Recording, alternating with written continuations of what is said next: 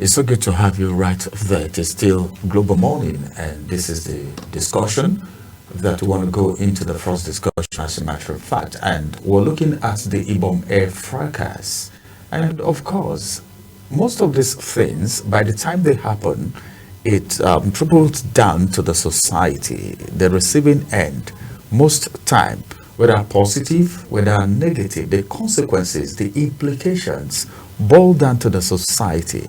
And you know, by the time it gets down to the society, it's being digested in different ways. So today, we'll have a specialist in the studio here who is going to be talking to us.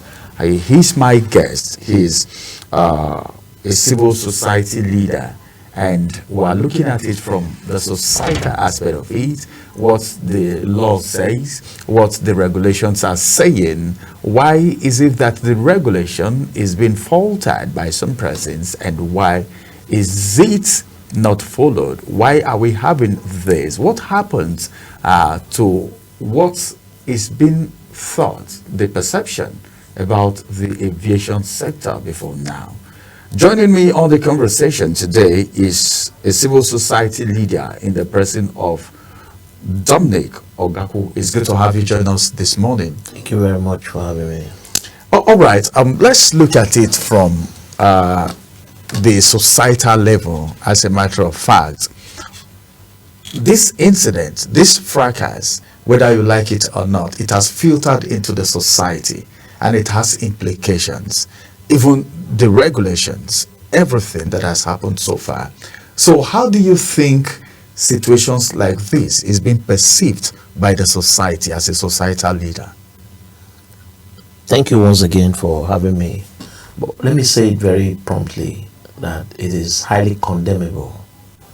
Not just condemnable, it shows a degradation with regards to how we respect and treat ourselves as human beings. I don't want to believe there is nobody that will see what happened in whatever way, however you want to look at it, that will not condemn it. So it's totally abominable, it's unexpected of a sane society. It does not portray us as people who really understand what the laws are or what human treatment should look like. For me, I'm yet to recover from that trauma, what actually happened. If I try to put myself in her shoes or put myself at whatever point you want to look at it, it is actually very condemnable. All right, let's look at this now, because whatever happens, even there is a saying that some persons believe that if you're eating, you don't even talk while eating. That is a regulation in some families, in some homes, and they call it table manner or whatever they want to call it. Now, the aviation industry also, as we know, should have regulations too.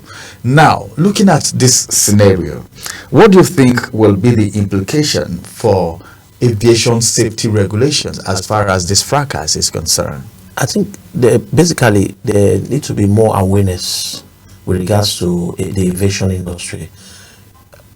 You know, with the advent of skyrocketing prices in terms of in all areas, there's been there's been an influx into the aviation industry.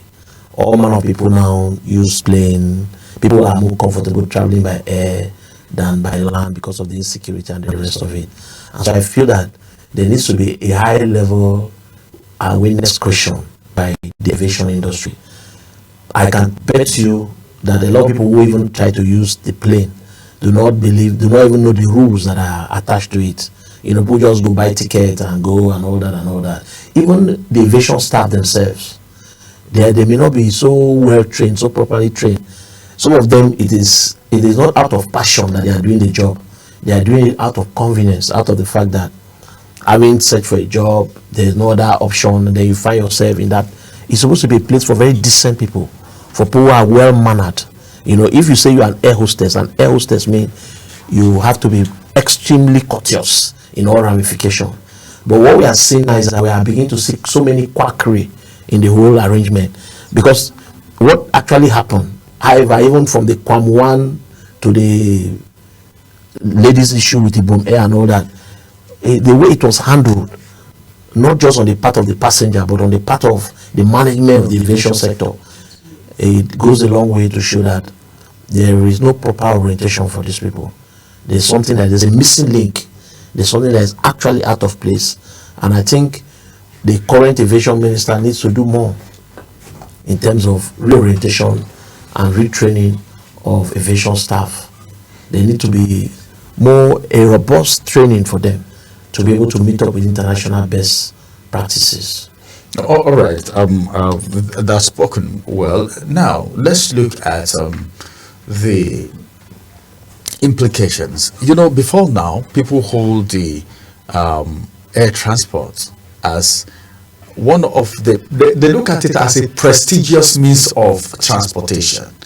But now, with all of this happening, do you think this perception will be affected, and does it have any implications for the aviation sector? Well, I think we are getting to experience this for the very first time. If I can remember, not first time like things like this have not been happening, but first time that is coming to the public sector, that is coming to the public. It's in the public glare. People can see, people can feel videos trending of abuse, that are actually against aviation practice. And it is coming to the public. I feel it's actually going to change the perception. Now, when you are on plane and you are asked to obey safety rules, it will be easy for you because you now know the implications that can lead to high profile embarrassment. It can actually disrupt a flight schedule and the rest of it. So I think on the whole, yes, it's actually going to change the perception of people, so that you know that even though you are, no matter who you are, as you are trying to use the plane, you need to obey the rules. And then the aviation operators too will now know that, okay, their staff, they need proper training. They need to put extreme measures to ensure that they do not go the direction in which they went with all the episodes that we have seen. Very embarrassing for the country, not just for the sector, very, very embarrassing for the entire country. It makes us look like we are still in the dark age, as if we are baboons, as if we really don't know, because these issues should not have been escalated to this level. So for it to now get to the point where we are now currently experiencing, it does not really portray us as a civilized country that we are supposed to be. So, all right. The lady in question, before we knew what was happening, she was already in Kirikiri. What do you think about that? What's your thought about that? I feel that was emasculation of her rights. That was quite very embarrassing. And I want to commend the minister for being very swift to have reversed that decision. For whatever reason, he deserves to be commended. Because at the point at which these things happened, the minister was not there. But I'm sure when he got the full brief of what actually transpired, he had to take the right decision. That's to tell you that this country, we are actually operating a banana republic. Because, two incidents almost similar. Even one, the K1 episode was even more damning than her own. She was already on flight, and just a simple issue based on what the news is filtering in to off her phone and all. Those are things that can be well taken care of. But for it to now become so embarrassing to the level that, in fact, if you see the videos, the clips, how she was dragged, even a dog will not be dragged that way. A dog will not be dragged that way, and then ended up putting her. I don't understand. These people, are they thinking at all? They don't have a heart for this country at all. So it is highly condemnable. It's not something we should even sit back and talk. In fact, one of the things I've been saying over time is that the media should even downplay, because for our public reputation, it does not really tell well about us as a country. What's her crime? What's her crime? What is so much? Are you telling me that girl is so big than all the road security in the airport? Is it that the girl will now live inside that plane forever? I don't understand. But do you see any reason with the issue of compliance and temperament in that whole scenario? Listen, one of it is that whether as a host, do you understand? As an air hostess, or as an air host, as the case may be, what you owe your customer, the customer is always right. No matter what safety measures you are talking about, there are 1,001 ways to get people to comply to it. Not through force. Not through force. And the information reaching us based on first-hand eyewitness report shows that it was not totally the girl's fault. The girl had put her phone on flight mode, and the air hostess was insisting that she has to put it off. Yes, which is a rule. But then there are 1,001 ways to correct that kind of misbehavior, and not to now end up escalating the matter and trying to make it look like the whole world or the plane was going to crash. I don't believe that. That's totally condemnable. Yeah, in as much as there are rules, and you see, the truth of the matter is that how many Nigerians actually sit back to read aviation rules or to comply with rules when you even want to buy a ticket? We just believe that we can do anything and get away with it. But on the whole, what I'm saying is that no matter what mistakes she may have made or how whatever, it shouldn't have gotten to the point whereby she shall be dragged like a dog, naked in the airport, and made to be thrown into prison overnight. That doesn't really speak well about our country. All right. While you were speaking, you made mention of Wasiu Inde, the Kwamwon issue, and some person said, well, that is even worse. That's a worse. Definitely. That's a school of thought. That's what some persons were saying. Yes. But then, these things have regulations, and they have in the regulations, there is a way it's been rated, as the case may be. Yes. The people in the aviation sector know what I'm talking about. Now, there is, because we're linking this to the society, because like I said before we got started, all of these things, the ripple effect boils down to the society. How the society, number one, will view the aviation sector, then the treatment that is being meted out to both people who are involved in this incident will also be seen in a particular light by the society. As a societal leader now, let's look at it from this perspective. Kwamwan, Wasiu, for instance, the ambassadorial thing, the aviation ambassador thing, a lot of people frown against it. And the Minister of Aviation said, well, one of the reasons why these things have been done is because in other climes, when someone commits a crime of that magnitude, the person is being made an ambassador in that area so that the person will go about preaching the right thing as it has to do with that incident. But then the society is perceiving it in a different light. What's your own thought about the way these people were actually reprimanded? Well, there are too many sides to the whole story. In an attempt to balance it, we actually need to take it from the antecedents, from one point to the other. The point is very clear. The point is, the minister is, in his wisdom, is trying to manage the situation. And that management is being faced with stiff opposition from the public. One of the school of thought is that Kwamwon should have been allowed to face the full wrath of the law. And then at that point, the law will now decide what his fate is.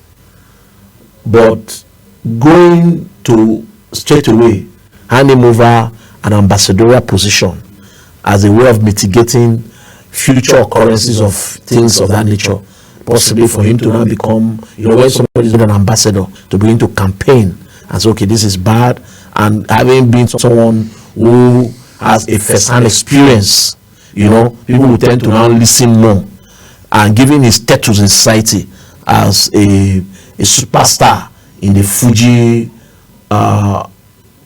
Afro-centric music arrangement, that gives him an edge, so that if it's coming from him, it will have weight. That is well understood. The point is, everybody knows K1, and everybody knows that he is a friend to this present administration, and there have been a lot of relationship between him and those in government, even up to Mr. President. So that treatment would definitely be confronted with this kind of narrative, like it's a pat on the back or a pat on the wrist, as the case may be, just so that because he's one that is in tandem with the current administration. But having said that, he did something that is very remarkable, and that's the fact that he came out to publicly apologize of his demeanor. He would have as well said, well, damn it, whatever wants to happen and all that, but he came out to apologize. To me, that's a show of repentance. That is highly commendable. And so in as much as we try to want to condemn the minister's position on his action, we will also look at the fact that he's a human being. He made a mistake, he admitted it. He can as well say, and all that, and throw caution to the wind and do whatever he wanted to do and all that. But then he came out, not less than 4 hours when that thing happened, he came out and apologized to the entire country, to the aviation. So that already set the tone for what the minister did, to have said, okay, let's not go through the rigors of implying the full weight of the law on him. Let's rather transform this attitude into an ambassadorial status to allow him be one that can actually guide with regards to aviation safety. Because what he did was, if you want to follow the books, it's like hijacking a plane, and the penalty is very weighty. Is I think about 24 million naira fine, or a prison term of about how many years, or both. So I'm sure in the wisdom of the minister, the truth be told, yes, in civilized crime, that's what they do. It's like using someone who has a first-hand experience to fight a particular arraignment or something that that, okay, that person has cognate experience. He has an experience that is translatable into. Imagine that one now become, no, if there's anything that has to do with safety in the aviation sector, he has to invest his time, his resources, and his energies to ensuring that such a thing doesn't happen again. So that's commendable on one hand. And I expect, for purpose of balancing, such a treatment should also be offered to Miss Comfort Emerson, because these things that happen concurrently, so there needs to be correlating implication for both actions, so that it will not look like it is lopsided or it is meant to favor just one side, and then based on the status in society. So I expect that the minister should also make one more step further by compensating the young woman who was embarrassed. That was a national embarrassment, not just it's an international embarrassment.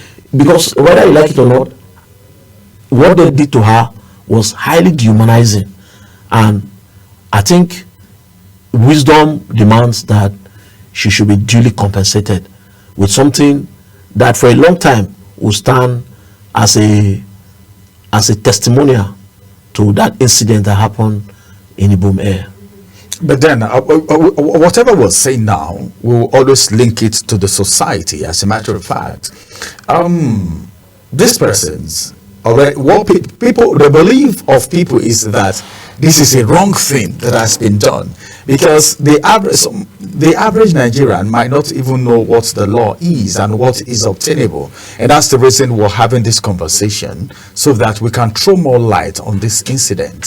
Now, somebody has done something, and the society on their own part have frowned at it for certain reasons.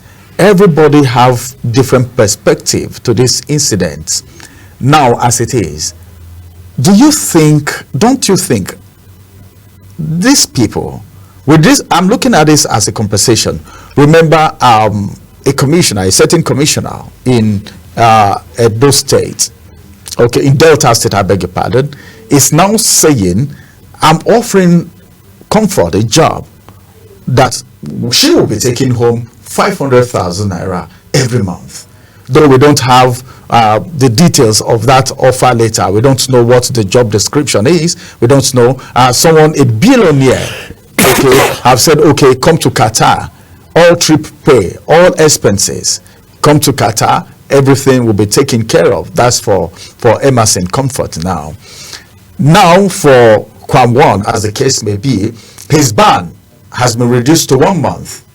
He's been given an ambassadorial position, okay, to fight aviation security and all of that. Now, coming down to the society, you know, there is this belief and perception that people like copying things, people like doing things, especially when the society see that, wow, something good came out of it at the end of the day, irrespective of whatever that has transpired.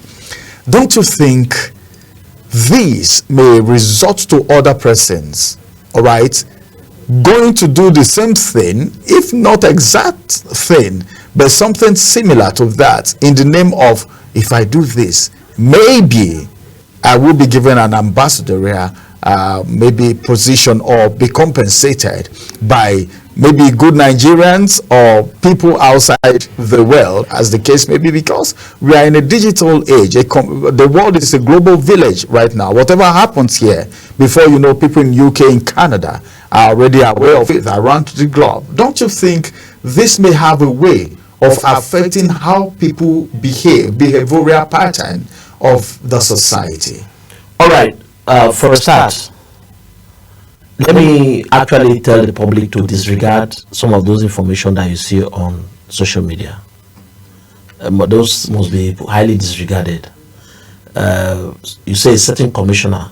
Is that young man, the success of here, is he a commissioner? He's not a commissioner. He's just one of the, he works in Delta, he works with his Delta state government. And I feel they are just being sensational. They are just taking advantage of the situation. For me, that's comedy taken too far. Do you understand? I feel that anybody who wants to do anything for Miss Comfort does not necessarily need to come to the social media to announce it in the first instance. Are you getting me? I feel what that statement is only a mark of trying to further humiliate the essence of what happened to her. Are you getting me? Possibly because they saw her cleavages outside, and so men in their natural proclivity are trying to now take advantage of it, you know, in all forms and ramifications. So I want the general public to first disregard whatever information that is on social media saying, come, we are offering 500 and all those. Those are, for me, they are balderdash. They do not really add up. Are you getting me? There are 1,001 ways. In fact, I had this discussion with my wife this morning.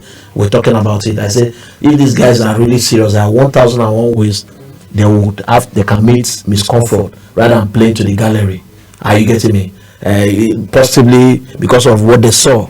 You know, everybody is now beginning to, you know, men and the way they reason and all that. So for me, I do not take those conversations very serious. Some men, the way some men read some men, yes, yes. Am I trying to exonerate some? No, yes, because it's some men, actually, some men. Most men, let me even say most men. You know, so I do not really want to see it from that point. Are you getting me? I feel that if you want to really be of help to her, there are 1,001 ways. In fact, even the billionaire can say, okay, somebody gets me this lady's number, I want to reach out to her, and not to come and make a public announcement on social media. It doesn't really add up. It's further humiliation. It's like you are now trying to, and so there are a lot of narratives, very skewed narrative out there. Some are beginning to even paint the girl as if she's a sex hawker. You know, you understand what I mean? So those are very skewed narrative about our personality. So I will not want to join issues with those kind of discussion. I would rather advise the general public to disregard it, because that's one of the things you are saying. Because some people can now ride on that and say, well, let me also go and commit so that I can begin to get those kind of offers across board. You know, so we need to, as a matter of fact, disregard it. Ask the public to disregard such narration. It doesn't really add up. And so But back to what you said, which is the fact that people naturally try to want to do something, because you are right. People will say, so what she did ended up making, Kwangwon did this, ended up becoming an ambassador, ended up coming to the public, especially in these times where people are looking for a way to become trendy. You know, where you want to, people, you see skit makers who are trying to do all manner of things just to become, just to trend, so that their account can, you know, which is a new normal now that we have. So I think that is the more reason why there have to be massive awareness. Government must move in and create some form of awareness. You and I know how many times you go and buy ticket. How many times have you read through the Aviation Act or what the rule says before you fly and all that? How many people really take time to do all that? Very few. I'm not even sure. People are too much in a hurry. They say Nigerians don't read. They don't read. So all we know is that even in so many times, I tell you, I have this experience as many times as possible. I've sat with so many people when it's time to fly. That's when they use their phone the most. The stewardess or whatever, the air hostess will come and say, put on your phone. They will just quietly drop the phone. As they move away, they will continue. So it's already in the Nigerians, we don't like to obey rules. We don't like to. So I feel that this is a wake-up call for us to begin to obey the rules and also train those who are stewardess or stewards on board flights to be able to know how to treat people accordingly. Do you understand? Because I feel that it is a lack of proper training, lack of proper orientation that made even the staff of the airline to have acted in that manner. You and I know that there are 1,001 ways that lady would have been quietly taken off that plane. There are 1,001 ways that, you know, whatever those displays would have been suppressed to the level that we will not have this kind of, the whole drama that took place. It was uncalled for. Are you telling me that girl is so powerful that the whole airport staff has to come, that she has to be dragged like a dog? Even dogs are not dragged that way. We're trying to round up anyway, but then I'm very concerned about the society, because if we have a sane society and people are well cultured and all that, some of these things wouldn't even happen at the top there. Now, that's my perspective anyway, but then I don't know if you differ an opinion. Now, this is the question. What do we do, all right, to arrest societal decadence? Because whether you like it or not, there are some things. There is this belief that two wrongs cannot make a right. There is this belief that, number one, somebody was saying something and he said right from the family level down to the society, before you even come to the fore, to the public, so many things, so many assignments need to be done, especially on people in the society. What do you think? What do you think should be done, all right, to arrest certain situations? Because sometimes some people may want to attribute certain situations to maybe, number one, influence. You know, you are a Nigerian. Do you know who I am syndrome is everywhere. That's one. Substance. There are people at the societal level, because of the level of the societal decadence, go on substances, all right, and so many other things happening which have culminated into some incidences that are uncalled for, away from the Ibom air, or maybe can be attributed in a way if research is being done, as the case may be. So how can this situation be arrested at the societal level? The truth be told, you cannot get everybody to behave in a normal way wherever in the world. We are actually going to have isolated cases of misbehavior, however you want to look at it. In as much as I agree to the fact that society holds a very prominent place in helping us shape the way we reason, but I must also let you know that for whatever reason, this whole arrangement is a matter of cultural background. And don't forget, like I said from the beginning, some of these people, especially when we have untrained staff, people who are untrained, people who are untrained. For instance, I don't know how true that is. Somebody, I read the post where somebody said the air hostess was a petrol attendant before she started working in Ibom Air. So naturally, she may not even have the requisite cognate experience to be able to even be an air hostess in the first place. So part of the challenge is not just about society or parental training and all that. We also need square pegs in square holes. We need people who have the cognate experience, the training, who have a passion. Let me even put it that way. Who people who know that no matter how they are pushed to the wall, they will be able to still maintain their decorum. They will still be calm in all situations. But not when you have people who already have temperament issues. For instance, there's something that my wife was trying to tell me this morning. It was while they were dragging the girl out of that plane that the air hostess, this very girl, in an attempt to disgrace the girl, now tore off her clothes. Nobody does that. That's to tell you that she's untrained. That's to tell you that she's untrained. So in her head, she's trying to get back to the girl based on the embarrassment that the girl offered her. You understand what I mean? Because if you are trained as an air hostess, no matter what happened, you dare not lay your hands on your client. So you see, in as much as yes, we are talking about parental training and the rest of it, how about having the right skills? There are people who are looking for the job to become an air hostess. There are people who, you give them that job, they will, no matter what happens, they will still have the calmness. They will still have the attributes of someone who should be an air hostess. So in as much as we are looking at it from the point that yes, society and all that, and ego problem and all that, we should also look at people, the right people doing the right job at the right time, not necessarily offering people jobs because they come from the same place with us, or because they are our sisters, or because they don't have a job, or because no, do they have the requisite skills? Do they have the temperament to be able to put up with the issues when they arise? In fact, that's why in HR, one of the first things they ask you, how do you manage crisis if they ever arise? So it is the inability to manage this crisis that has escalated. Don't forget that people, these things happen every day on board the plane. These things happen every time. People don't off their phones, people misbehave, but it doesn't get to this level. It only got to this level because the authorities could not manage the process properly. And I feel that with the hardship in the land, people are already sitting on edge. Almost everybody is actually contemplating one way of misbehaving or not acting right in public and all that. People are getting mad on their own.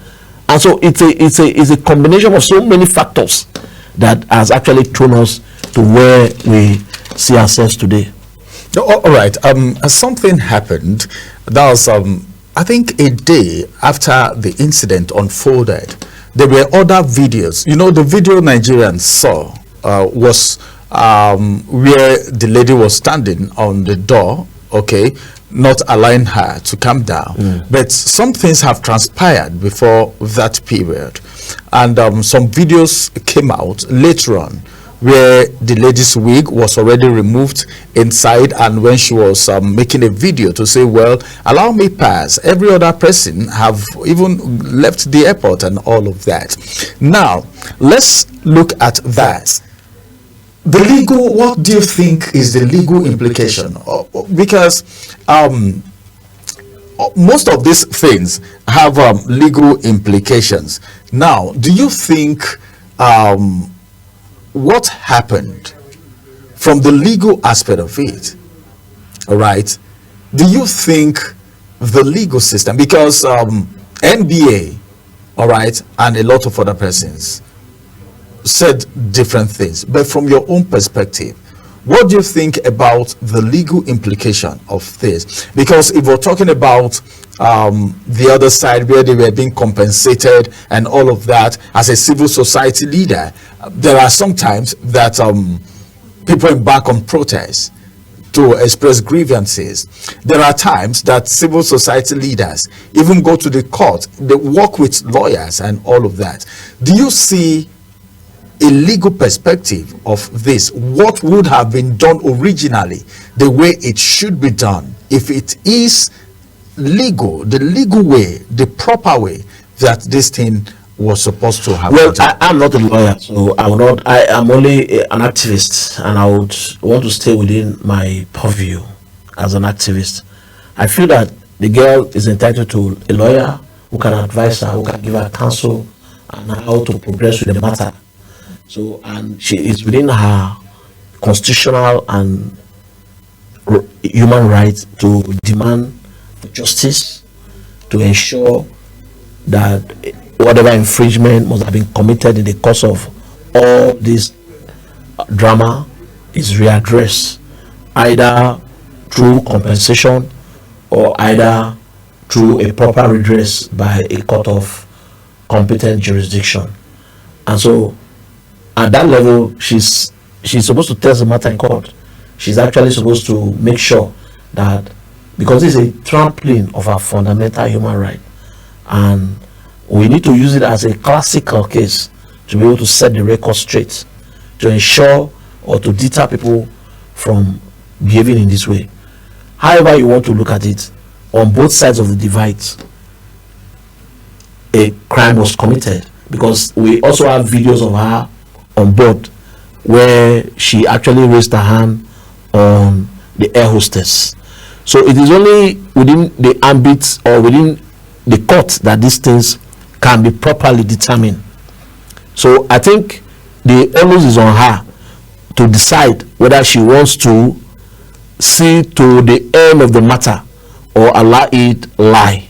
However, that is at her personal discretion. But I think everything that the case is already diced down, but as a matter of fact. Now, what do you think, as a civil society leader, what do you think can be done to avert this situation for the occurrence on the part of both the aviation sector and the society? Because when I talk about the society, I'm referring to the people.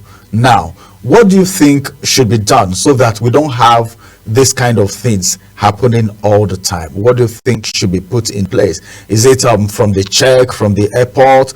Is it that instruction? You already talked about some of them, but then as we draw conclusion, what do you think it's your advice and what should be done by both sides, both the society, which is the people, the aviation, the federal government, to ensure that total sanity returns to the aviation sector and it stay at the pedestal where it was staying before, at its has to do with how it was being held in high esteem? Well, I think for me, there is no end to the level of awareness that should be created. This calls for massive reorientation of how people behave themselves in public. Just yesterday, I was seeing in the news where the National Orientation Agency says they want to be able to communicate government's intentions down to the 774 local government. And I feel that part of what should be captured was how you can conduct yourself in public. The way they used to say during the Buhari era, war against indiscipline. War against indiscipline. Because all what we are saying boils down to indiscipline. Because if the girl had obeyed ab initio to the rules and say, okay, well, I am boarding a plane, and so the rule says, make sure that your phone is off, and she puts it off, will not get to this drama, right? It would have been a done deal. And if Kwamon had respected himself and said, okay, you know what, the rule says, don't come with liquid close to the airplane, and he does that, you can be rest assured that nothing of such will happen, right? So I think people should naturally begin to obey rules in public places, no matter who you are. You should obey rules in public places. If you are coming to the public, you should know that that's not your personal power. You should obey those rules to avoid the kind of embarrassment. For instance, the girl now, look at the embarrassment. Her nude is in public for just what You should have quietly said, oh, you know what, okay, you said I should off my phone, so my phone is off, and that's it. Are you getting me? Having said that, on the part of those who are on the other divide, like the aviation administrators and the rest of it, I think they need to understand that human beings are human beings. You cannot, because somebody did something wrong, and then you want to now entirely bring down the entire house. What they did was like bringing down the entire house. What stops them from allowing that girl disembark from the airplane, and then when she comes to the lounge, to the departure, to the arrival lounge or whatever, she's arrested there, and then the full course of the law is taken on her. Why hold her hostage inside the flight? Are you telling me that the girl is bigger than the entire airport and the entire airport staff? To me, that was taken too far.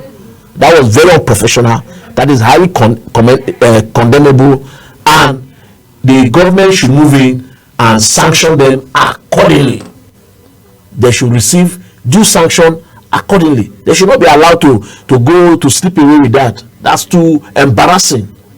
You cannot now say, okay, because they get committed an offense and you are now, they ended up even breaking more of the rules, because holding the girl hostage and all that could amount to, dragging the girl alone, that amount to trampling on fundamental human right.